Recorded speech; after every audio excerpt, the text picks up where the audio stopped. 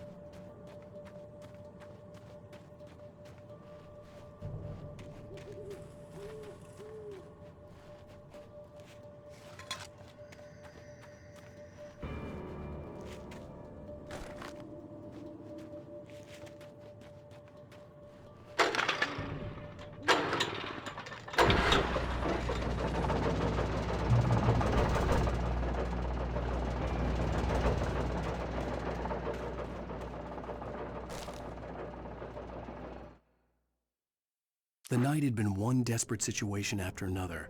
I was exhausted, and my body felt as though it had been chewed up and spat out.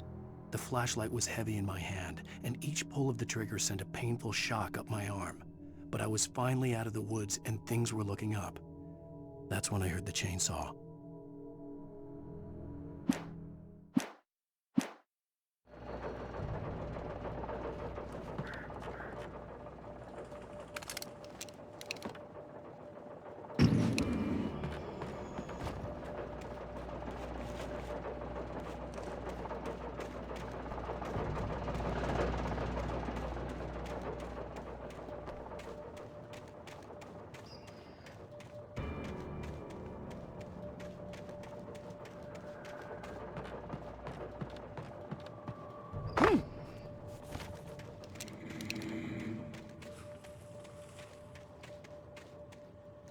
I had heard the plane fall. It made no sense. It was clear that it had just fallen here, but it was very old and obviously hadn't flown in decades. Looking at it sent a shiver down my spine.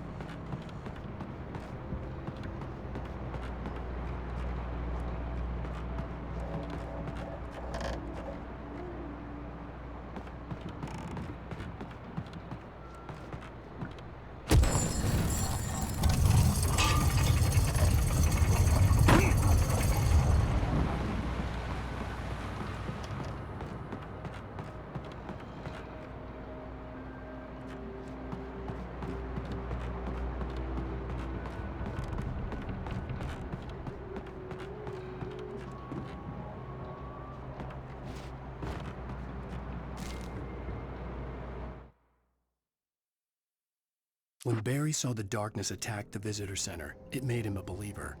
The men Al said he'd shot, they hadn't been just locals on crank. Somehow the world had changed, like the channel had been switched without warning. You think you're watching a sitcom, and you're really watching a horror show. When the birds started attacking the cabin, Barry wasn't surprised, just terrified.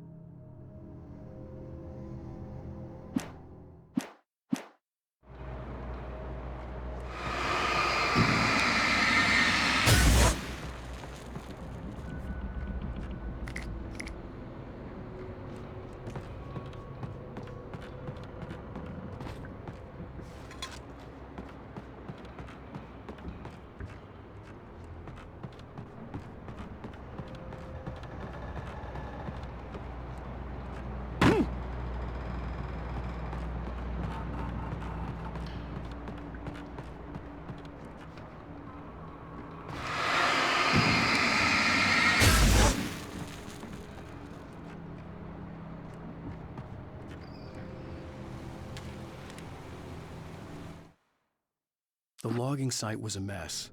The modular office had been pushed off the cliff. Deputy Thornton climbed up from the wreckage excited, breathing hard from the exertion. Nobody there. It's weird. Don't you think that's weird?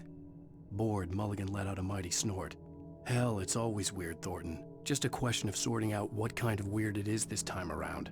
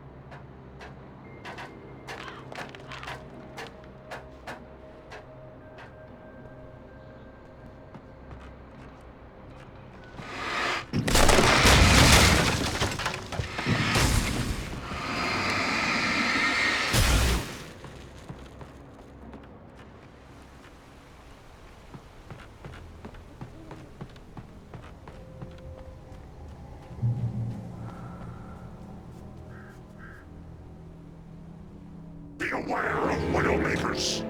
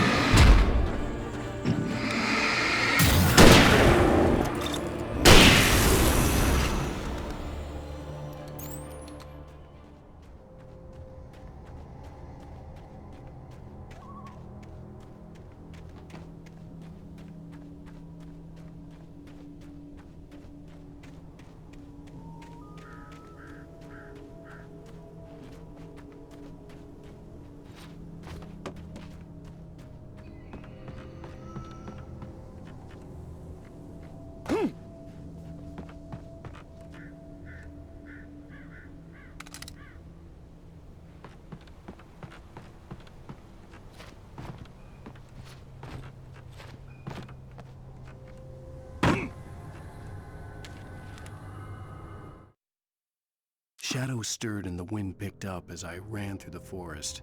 I felt the dark presence turning its gaze toward me. Then the moonlight was blotted out by dark shadows that raced violently across the ground, moving too swiftly to be natural. Darkness gathered between the trees and melted again to reveal the taken. No natural path had brought them here.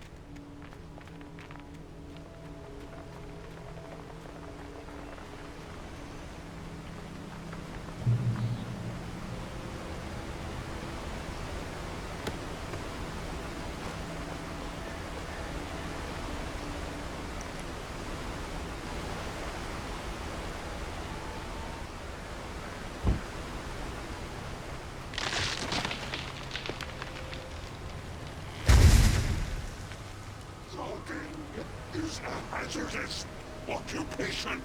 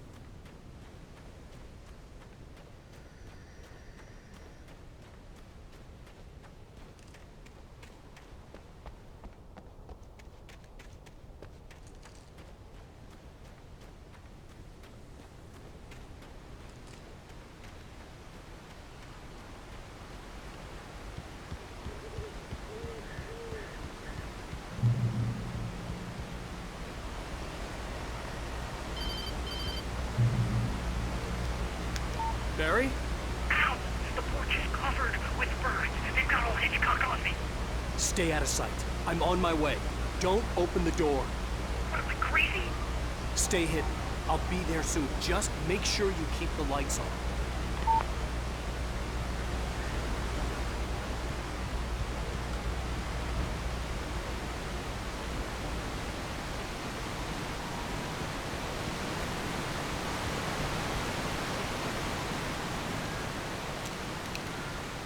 I still had to reach Barry at the cabin, but at least I was out of the woods.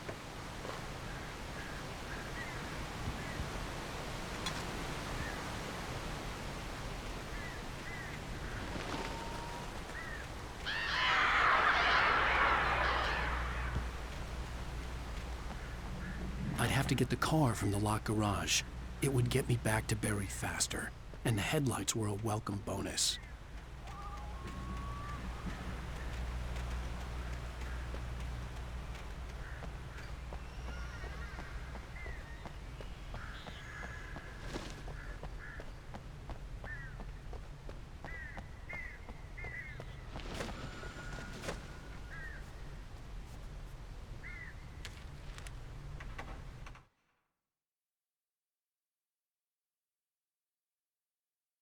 The FBI agent's command froze me in place.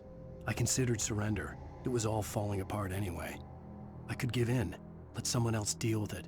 But it felt all wrong. Call it instinct, his posture, the way he held the gun. He was no friend. Shots ringing in my ears, I leaped for the hole in the fence and stumbled into the darkness beyond.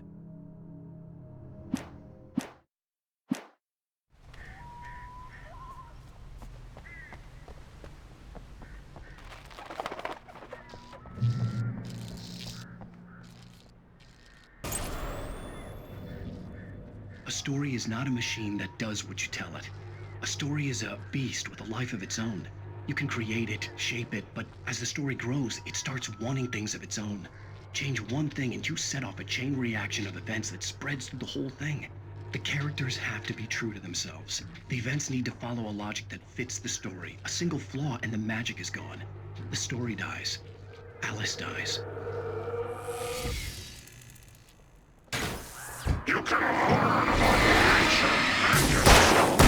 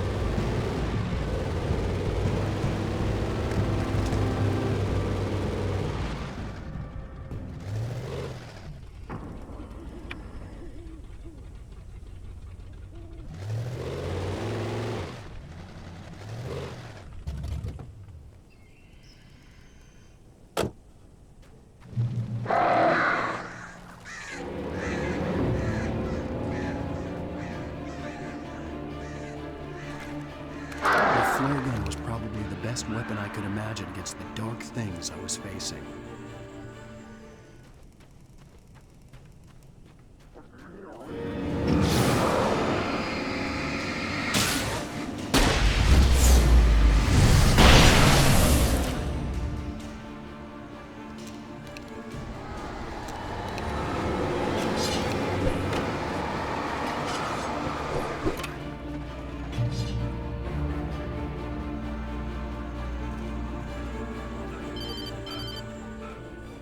It was the kidnapper.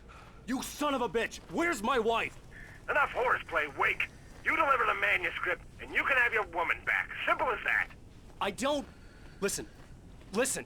I'm gonna need time to finish it. I still need to write the ending. I need a week.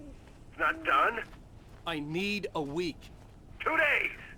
The old Bright Falls coal mine is nearby. You can find it easy, city boy. The main building, there at noon. You bring the manuscript, you'll get your wife. If not, well, get me?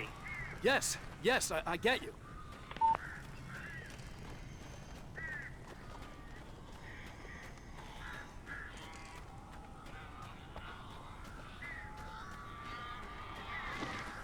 Barry had talked about birds over the phone.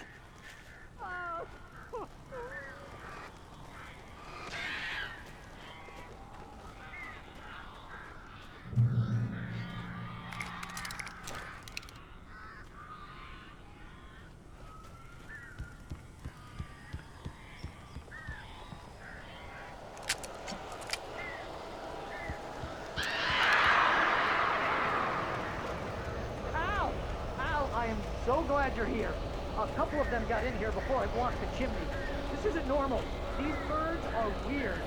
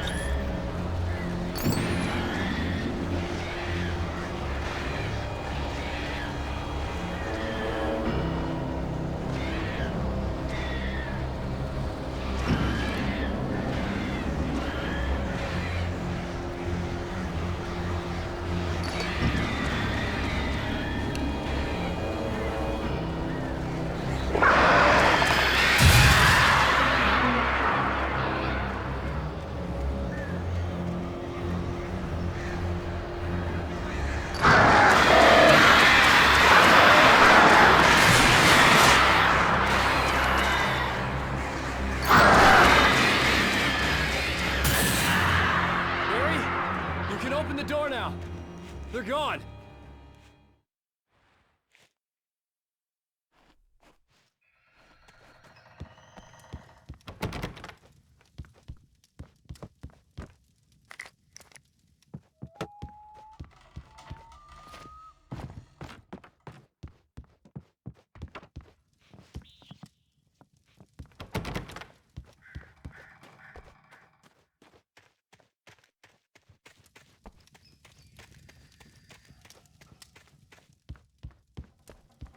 Hey, Al. I'm sorry for thinking you were having a psychotic episode, man. I sent Barry to the town to ask around about a man fitting the kidnapper's description. He'd go through the archives of the local paper. Perhaps he could learn something. Anything about the island and the cabin that had disappeared. The man wanted a manuscript.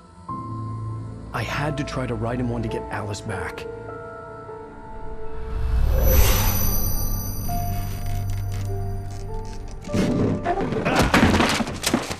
For me, the supernatural had always been nothing but a metaphor for the human psyche, a tool to use in writing fiction. Now, it was happening for real, and I couldn't put a single word on paper.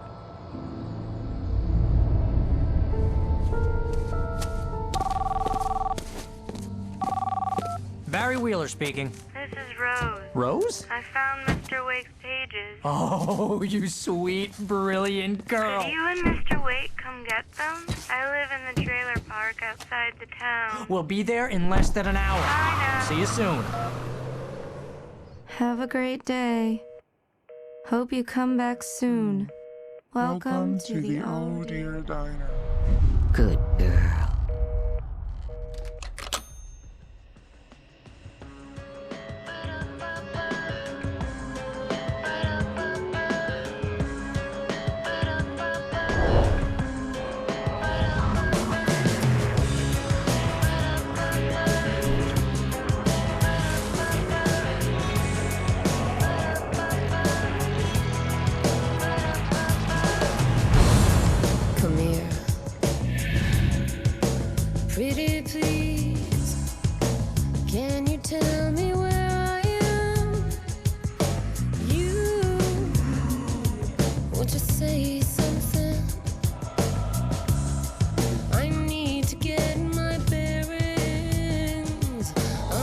Previously on Alan Wake, Alice has been kidnapped. Alan, please help me. Alice? You'll do exactly what I say if you ever want to see your wife again. I can't tell anyone except my agent Barry. Damn it, Barry, they'll kill her. You're my best friend, and I'm worried that you're not right in the head. The ransom is a manuscript I supposedly wrote that's coming true before my eyes. It happened just the way it was on that page. So dark. I have found only a few scattered pages. I want the entire manuscript. The deadline is in 2 days. I found Mr. Wake's pages.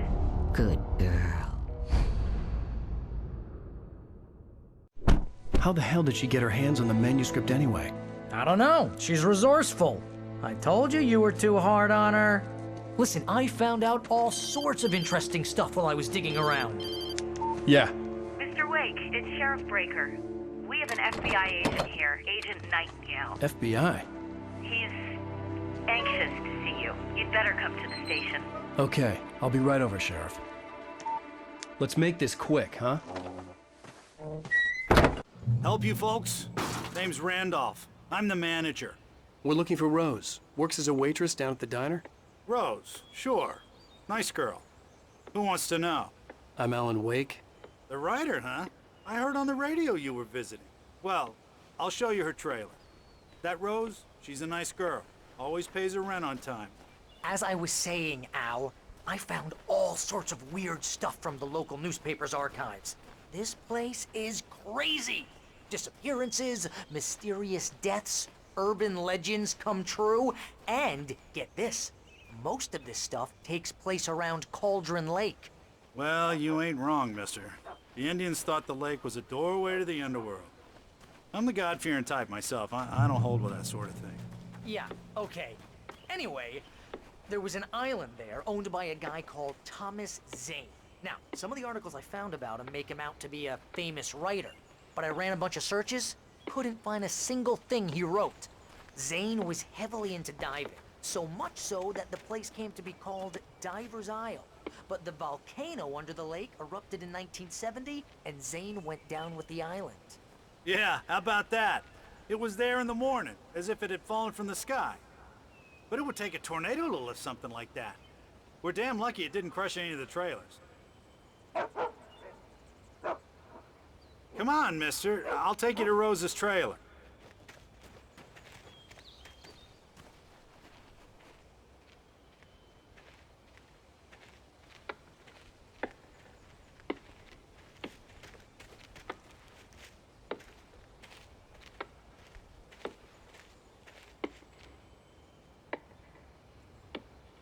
It gets better. A local girl, Barbara Jagger, drowned in Cauldron Lake just a week earlier. They were lovers. Sure, Jagger's a local spook story. The Scratching Hag comes for you in the dark. Childish stuff like that. Anyway, Al, I'm just getting to the best part. All of the articles about this stuff were written by Cynthia Weaver. I asked around, and she's that crazy bag lady you met. What, the lamp lady? She can be a little loopy, but she's not homeless or anything. Yeah, anyway, she knew both Jagger and Zane before they both died, and she had some kind of a breakdown.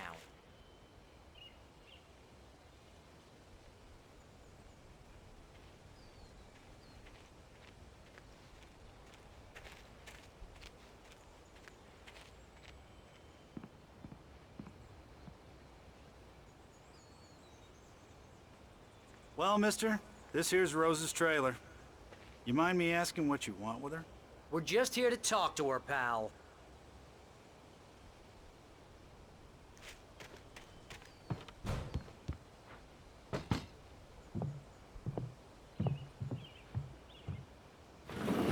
Welcome to...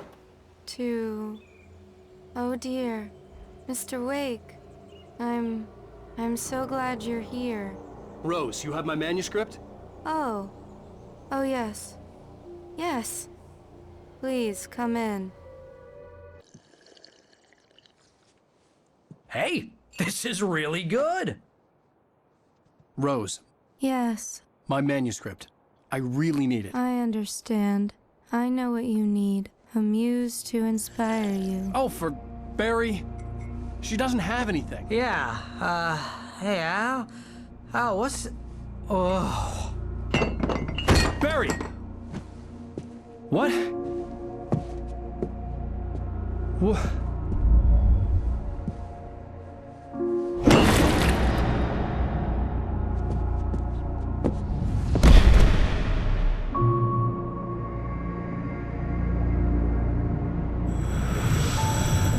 It's coming for you, hiding in my barber's skin. I'm too weak to stop it. You must turn the lights on. I promised I'd come visit you and your lovely wife. You must finish what you started. I insist. You must turn the lights on. Turn the light on. Back to work, boy.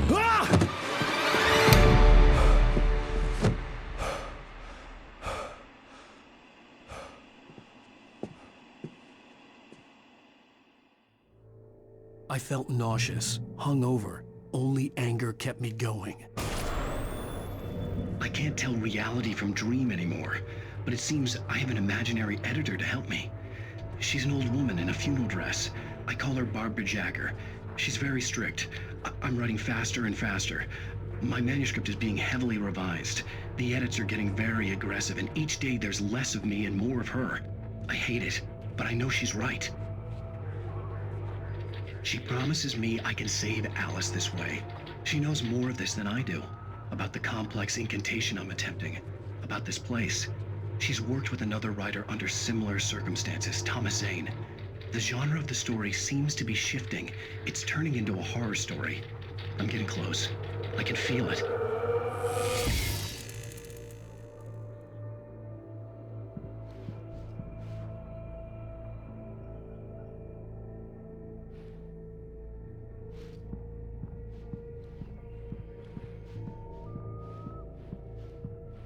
Rose took a day from me. I had less than 12 hours left to meet the kidnapper. All I could do was get Barry into the car, work something out once I got on the road. Welcome to the Oh Dear Diner. What can I get you today? Coffee? I couldn't work up much hate for Rose. Something had used her to get to me and left its mark. First refill is free. Milk and sugar on the counter there.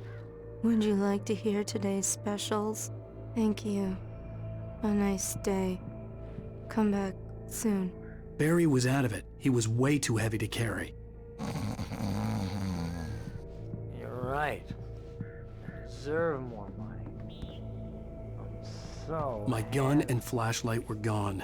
I'd have to find a way to get Barry into the car as quickly as possible. There was no time to waste.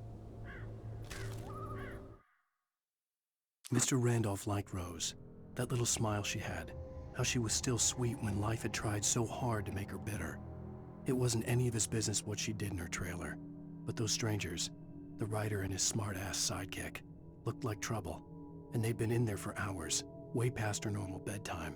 He reached for the phone and called the sheriff's station.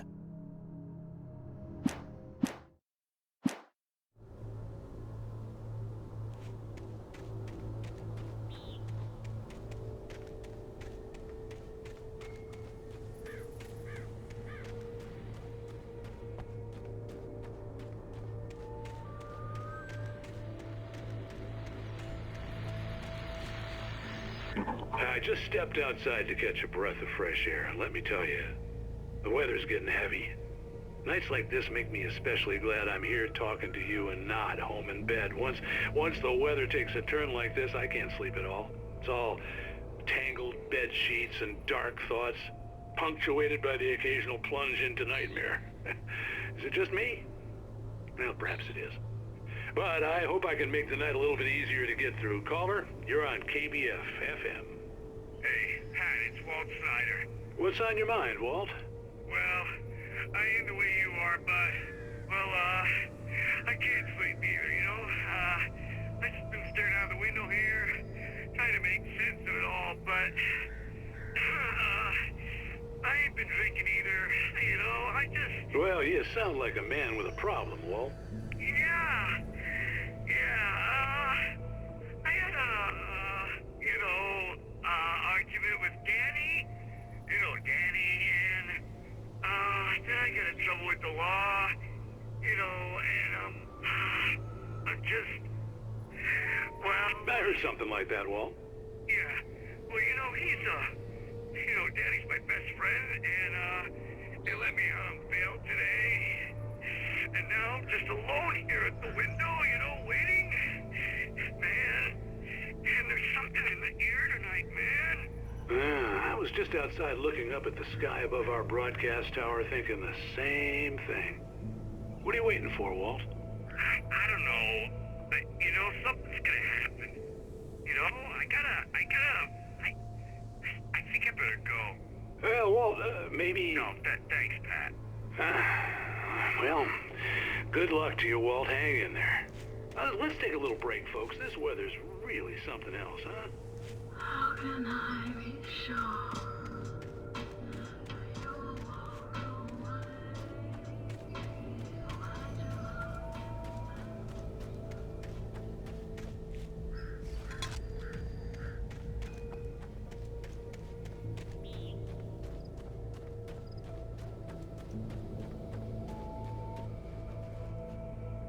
Oh, you're gonna get it now. God knows what you've done to that poor girl. This is Agent Nightingale, FBI! Get him up, Hemingway! You're under arrest! You move a muscle, I'll unload right in your goddamn face! Stay right where you are, Spillane!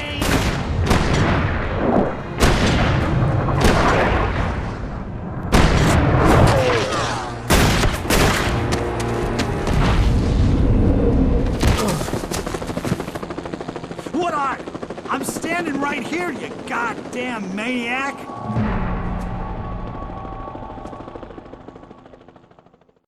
I hated to leave Barry behind, but there was no way I'd miss my appointment with the kidnapper. Give it up, Mr. Wake. Come on. Make it easier.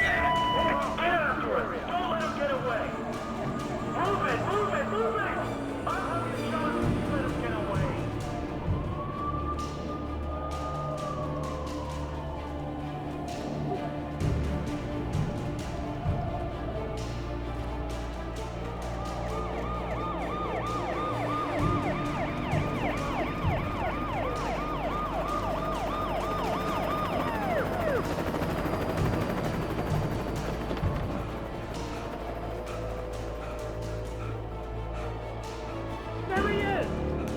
The suspect in sight!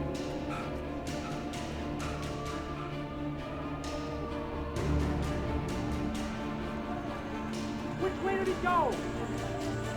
Okay, men. Keep your eyes peeled. He's gonna try to make it through here. Move out. Oh, damn. Move out. No! I'm on the way! Keep an eye out!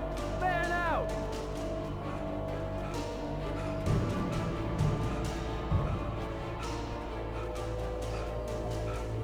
God damn it! Where did he go?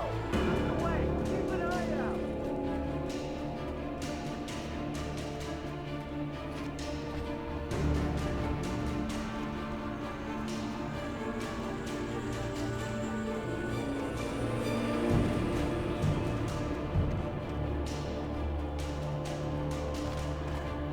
Gone! Come on, guys! We need to head him off! For decades, the darkness that wore Barbara Jagger's skin slept fitfully in the dark place that was its home and prison. It was hungry and in pain. It dreamed of its nights of glory when the poet's writing had called it from the depths and given it a brief, terrible taste of power and freedom. The rock stars had stirred it from the deep sleep the poet had sunk it back to in the end. When it sensed the rider on the ferry, it opened its eyes.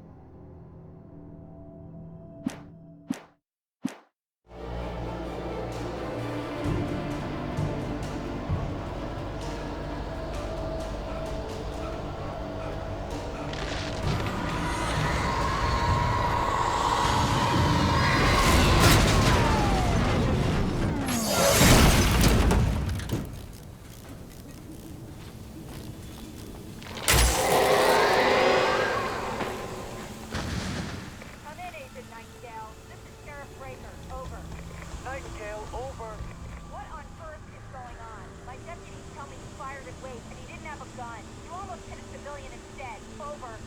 Sheriff, Wake's running. I'm giving chase. I don't have time for this. Well, make the time. Can't just go shooting at people in my town. Over. I'm a federal agent pursuing a fugitive. You want to discuss my methods, Sheriff? Make an appointment. Over. You stay right where you are, Agent Nightdale. I'm on my way. Out. The suspect was last sighted running along the shore west from the trailer park. All units are advised that the suspect may be armed.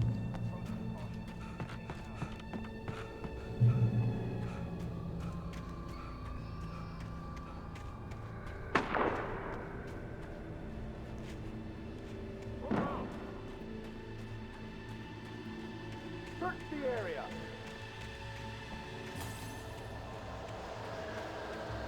Stay sharp. This way. Over here.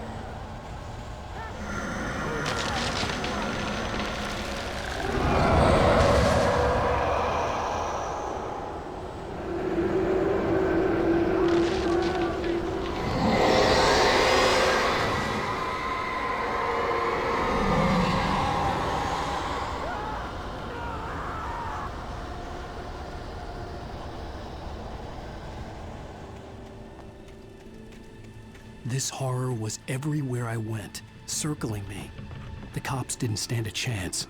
They were after a writer, not a monster.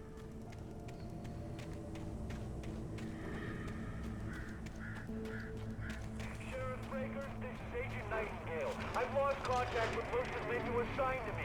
It's Wake's doing. Wait, are you seriously telling me that geek writer just took out my deputies? Are you kidding? I mean, have you seen this guy? He wears a tweed jacket. Over. He's the guy we're chasing. If it's not him, who then? Bigfoot? Over. I don't know yet, but I'm not in the habit of jumping to conclusions. That tends to come back and bite you in the ass. Out.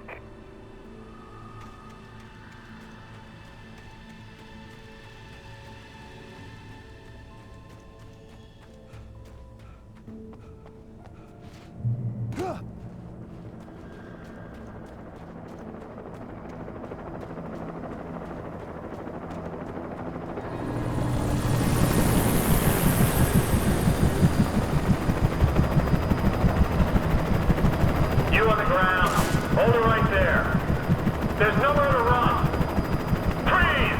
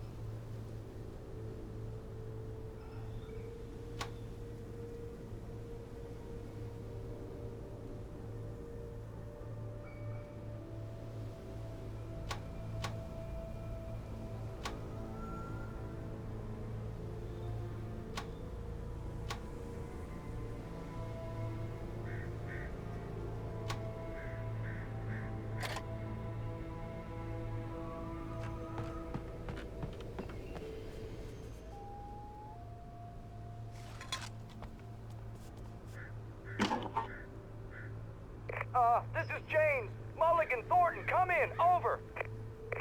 Thornton here. James, we got both Wheeler and Rose in custody. They didn't put up a fight or anything. Why, they were... Hey, Mulligan, what are you doing? Come on! Sit down and give me that. James, Mulligan here. Over. Go ahead, Mulligan. Over. We got Wheeler and Rose here. Wheeler's drunk or hopped up on something. Speaking of which, that Fed had a pretty distinctive whiff of Otis Scotch about him, if you know what I mean. Over. I don't have anything on that, Deputy Mulligan. Over. Well, whatever. Anyway, Rose is just being plain weird here. You better get Doc in to take a look at both. Over. Gotcha. You better get them here quickly. The, Fed's gonna want to interview Wheeler. Over. Oh, yeah, I bet he does. Looks like they have a lot in common. Mulligan out.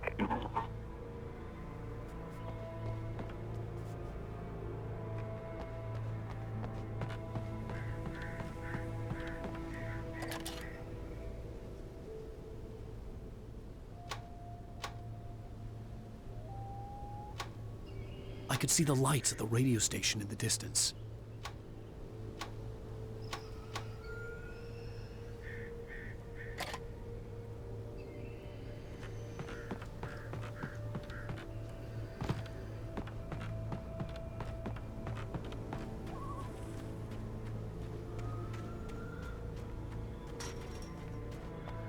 I imagined that the broadcast tower in the distance was part of the local radio station. Maine seemed like a decent guy. Perhaps he could give me directions to the coal mine.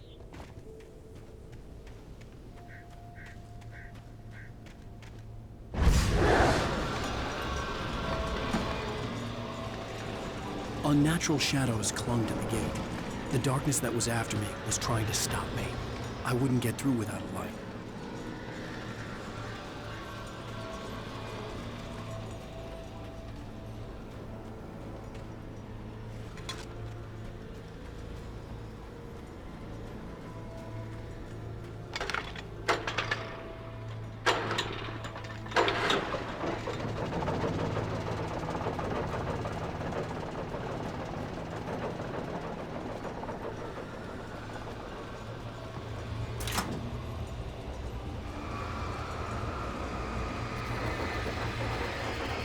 The old generator conked out.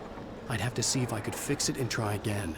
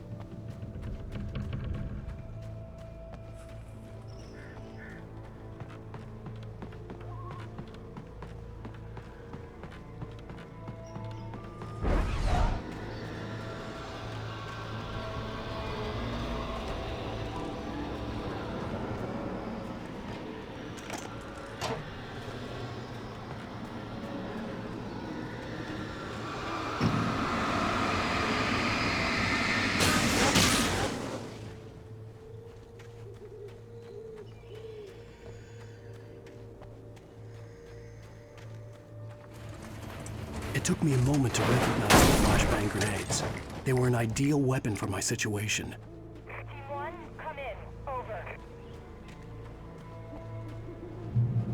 Team 1, this is Sheriff Breaker. Report. Over.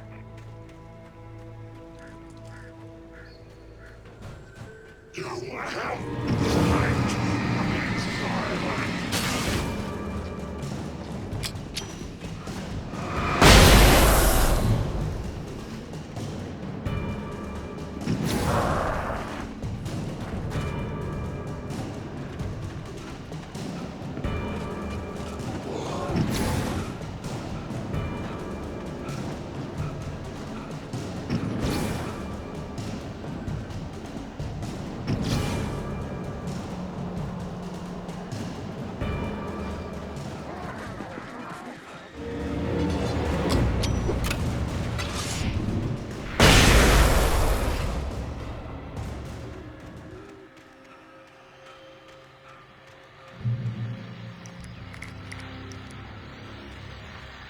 And here's another call. You're on KBF-FM with Pat Maine. It's Milt Peabody. body, Pat. What's on your mind, Milt? Well, I live near the trailer park, Pat, and there's a big ruckus going on over there. Well, that's just up the road from me, too. What's going on, do you know? I don't know, but there's a bunch of police cars there, lots of sirens, a helicopter buzzing around, and I think I heard some gunshots. Gunshots? Yes, sir, like from a pistol. So can you find out what's going on? Because it's just next door and they're popping off guns there. They're still shooting? No, it was maybe 10-15 minutes ago. It sounds serious, Pat. I'm telling you, it don't sound like no party.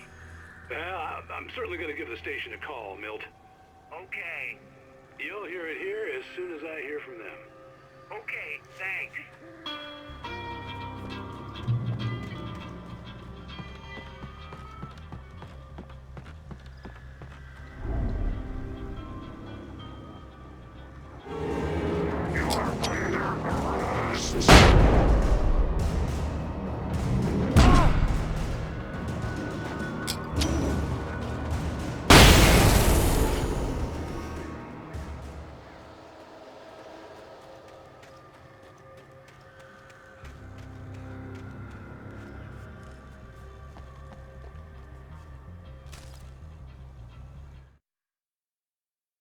Touched by the dark presence, Rose was lost in a dreamland where everything was drawn in black and gray crayons.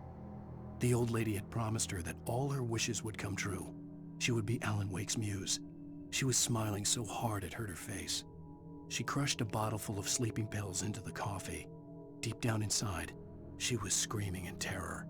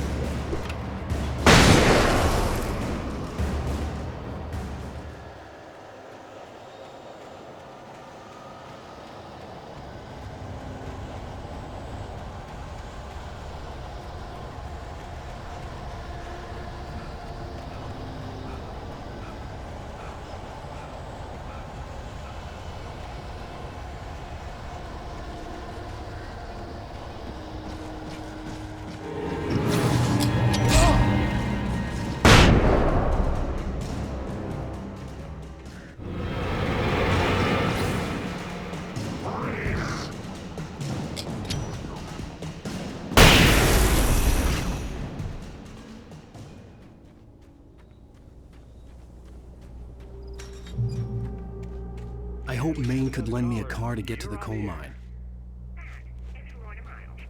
Why, hello, Lorna. What do you have for us?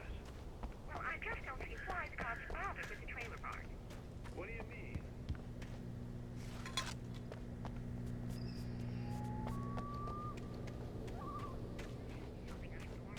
Instead of wasting resources on those people. Well, Let the trash sort themselves out. I had no idea how to get to the coal mine. Maine would know, and I had a feeling I wouldn't get a chance to ask anyone else anytime soon. Passionate viewpoint, Lorna. Oh, here's a little surprise. The famous writer Allan Weyk just walked in, folks. I'm going to see if I can talk him into an interview. Come on in, Mr. Weyk. Oh, I'm so glad you could find the time to do this, Mr. Weyk. Nowhere to run now, Dan Brown. You back away from me. Don't hurt. Whoa. Everyone calm down. Put the gun down. We're all friends here, right? Cool your jets, Nightingale. We got him. Judas Priest! What the hell's the matter with you? There's a civilian in there.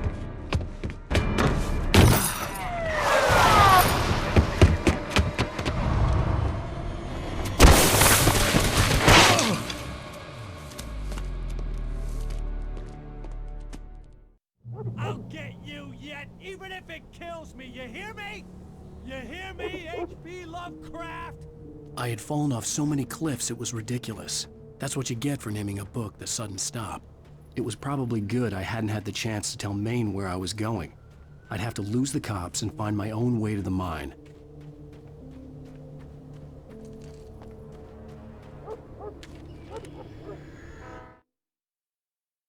Nightingale stared through the broken studio window into the dark woods. He turned around, started to walk out, but Maine grabbed his arm. "Young man, you almost shot me. You don't shoot off rounds at people like that. What's the matter with you?" Nightingale shook his arm free, marched out. His cheeks burned with rage and humiliation.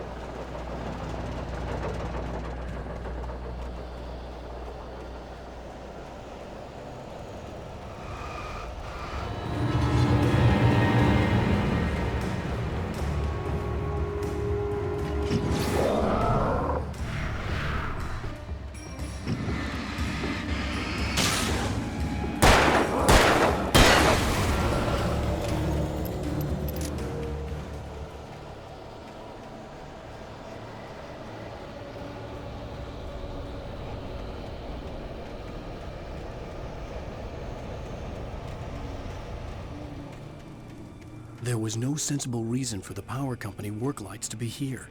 It was almost as if they'd been left for someone like me to use.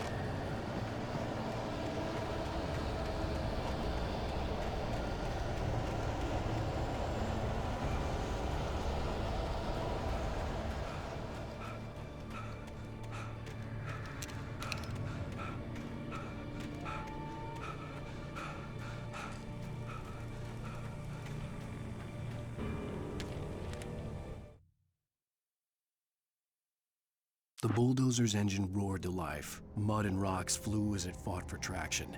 It crashed through the concrete wall and landed heavily in the yard. If it were an animal, it would have shaken its head after the impact, fixed its eyes on me, and charged. Of course, it had no head, nor eyes. Shadows crawled on its form, twisting it into a monster. Then, it came for me.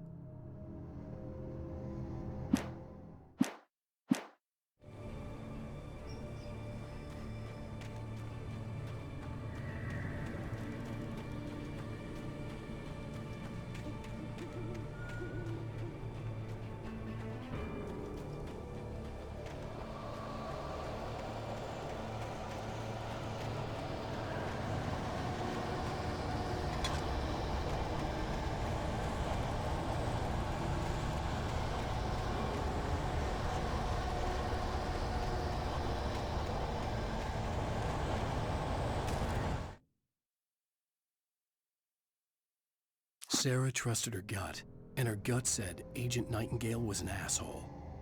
He felt wrong, and it wasn't just the smell of stale booze. It was in the way he flashed his badge, pulled rank, the look in his eyes when he wanted answers. Where was Allan Weyk? What was this about an accident? Where was his wife? And most importantly, why did she let Weyk go? He wouldn't answer her questions. Federal business was all he'd say.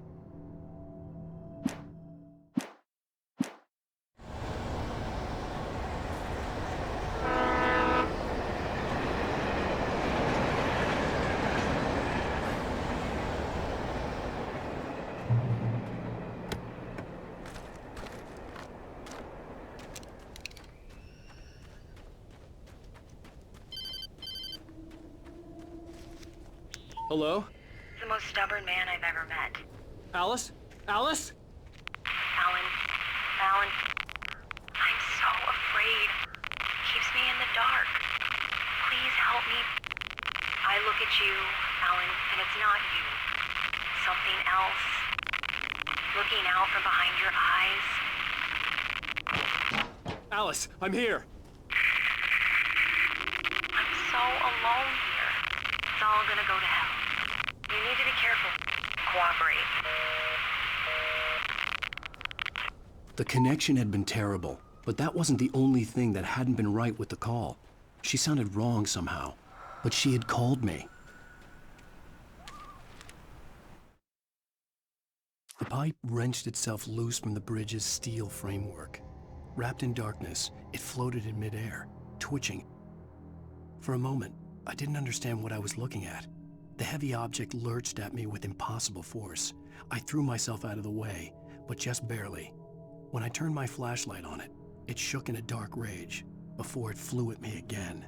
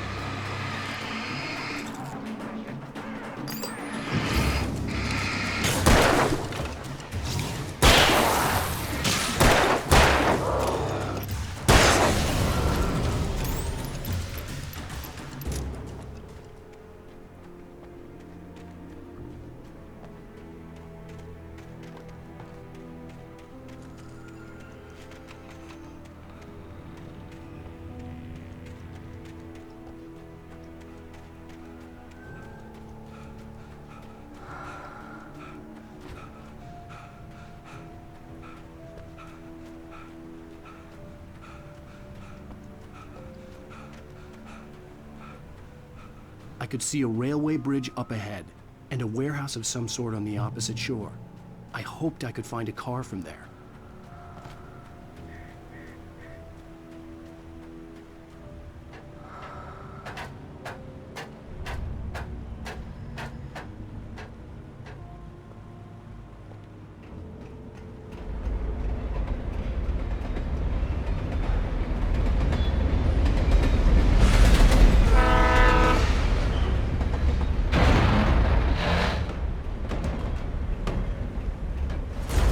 That was pursuing me was growing stronger, and it was taking over everything in its path.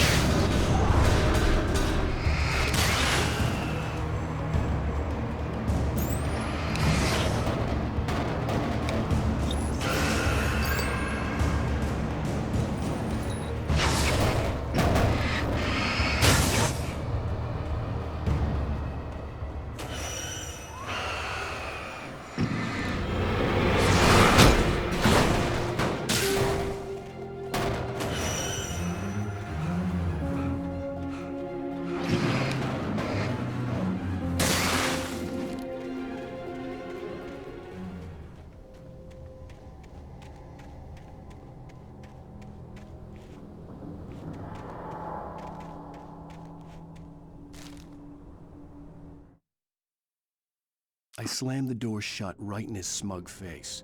He pleaded for me to open the door. True to form, the asshole actually thought I would obey. I had no sympathy left, no guilt either, not for him. I took a moment to savor the scream. I bet I had a smile on my face. It was all that I had time for. The dark presence was inside the lodge with me.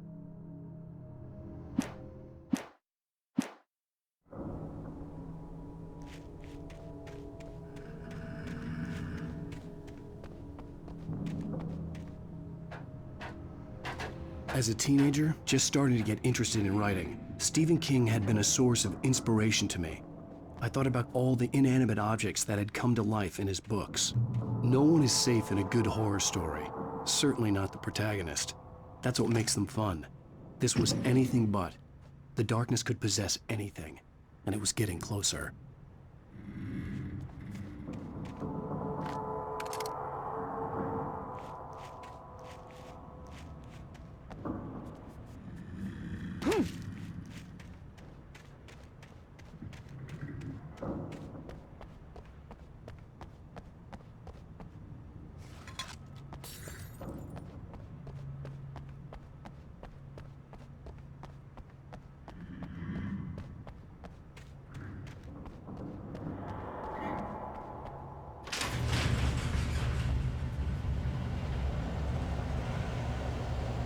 Did you call 911?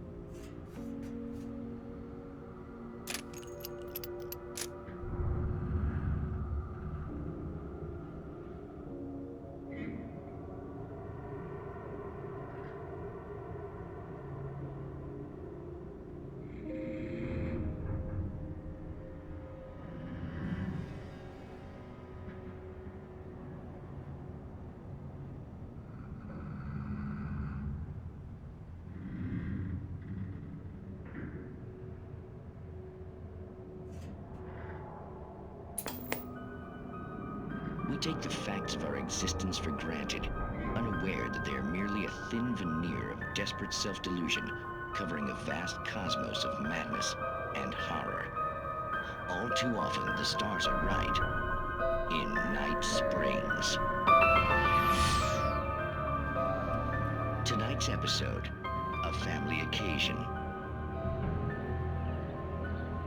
Journalist Alvin Derleth's trip to study the local customs of an insular community in Night Springs has been less than successful. Until tonight. Well, I'm glad you changed your minds about this. Ancient customs, local mythology. My editor loves this kind of stuff. Well, Mr. Derleth, we don't want to feel like we're on exhibition. But you have demonstrated the seriousness of your intent. Oh, I am serious. Really, just do your thing. I'll stay out of your way and observe. Actually, I thought you could assist us. I'm afraid we are a man short. It would provide you with an intimate perspective. Could I really? Of course, Mr. Derleth. Well, I guess that's the least What would I have to do? Oh, Here, let me show you with a kiss.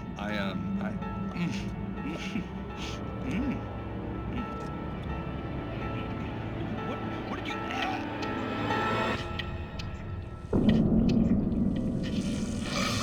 Oh, Mr. Turtle, you have well pleased Nixie Perka, the dweller in flesh. Your body shall host his 1,000 young, and all shall be glory.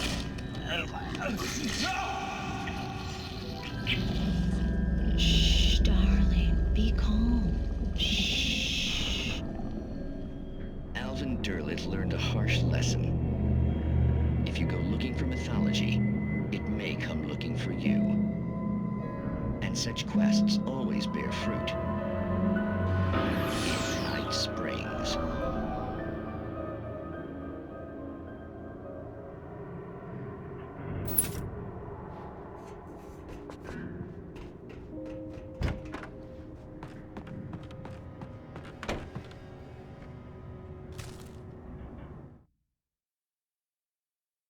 The darkness surged towards me, sucking everything loose from the ground into its depths, tugging at my clothes.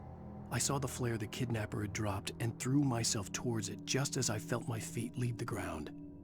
The darkness embraced me with the force of a tornado. Somehow I managed to light the flare. The darkness roared and cast me away.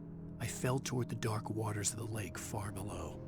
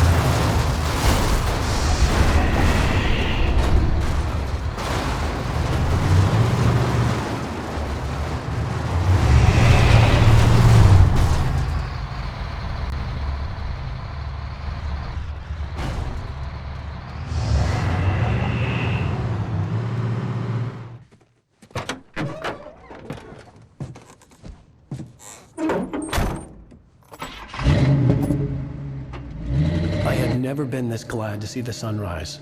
I had a couple of hours to get to the coal mine.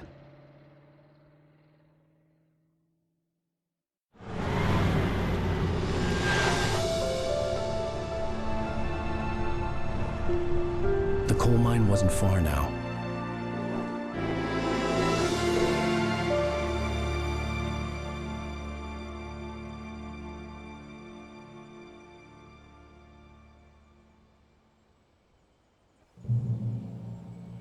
Today, I would meet the kidnapper, and he would give me Alice. I wouldn't give him any other choice. A drowning man will clutch at a straw.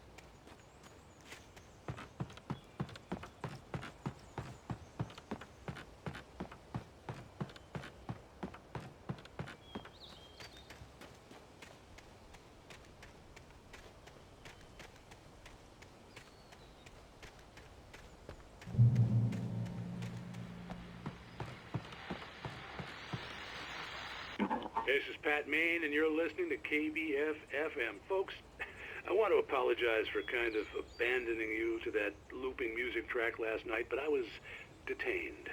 You see, I encountered a big-shot G-man with an itchy trigger finger who could use a lesson in manners and a boot in the ass, not necessarily in that order either. Now, folks, I know I'm not being very informative here, and I apologize for that. I really should just keep quiet, but I'm just so peeved right now, because some people just shouldn't be carrying badges. I'm just glad that our Sheriff Breaker was there to straighten things out. And if someone I met last night is listening, let me just say, I'm sorry if my mouth got you in trouble. I'm pretty sure you're not the bad guy here.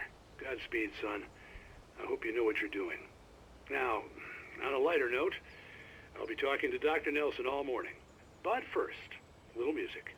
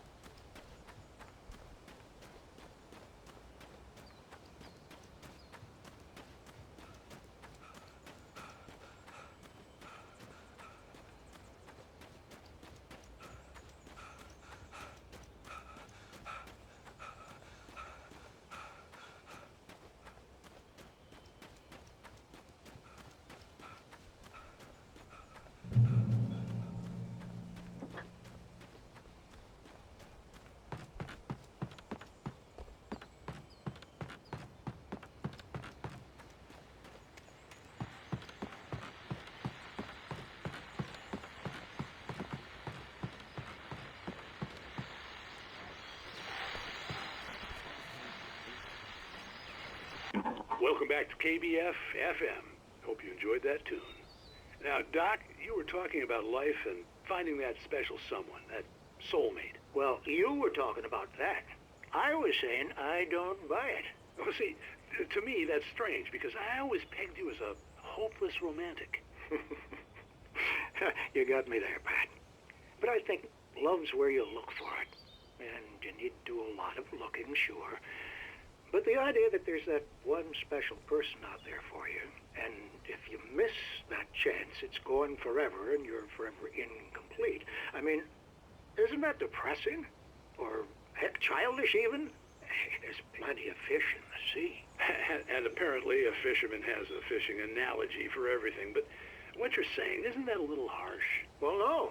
What I am saying is that your potential for finding that connection isn't limited to what's essentially a chance encounter. How is that harsh? Yeah, well, I guess that's a nice thought, but let me say something personal here. Okay.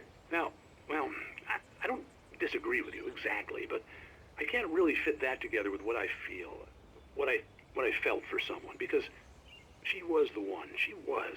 And I let her drift away from me. Maybe I didn't put in the work, I don't know, but well, since then, and it was a long time ago, but since then there hasn't been anyone, not like her. And I'm not saying I dwell on her or haven't moved on. I like my life. I'm not living in the past. But I do miss the way she completed me. You can't argue with the heart, Pat. I'm sorry, folks. I had kind of a scary experience last night, and let's just say it's shaken a few things loose.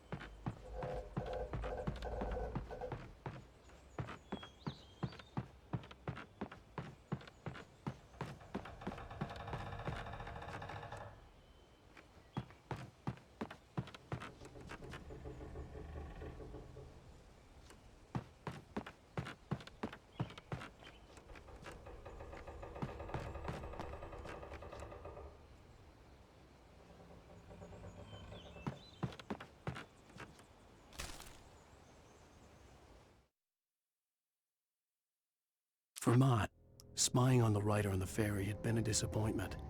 His boss had made Wake out to be something special, but Mott hadn't been impressed. He'd gotten a good long look at the wife, though, and he liked what he saw.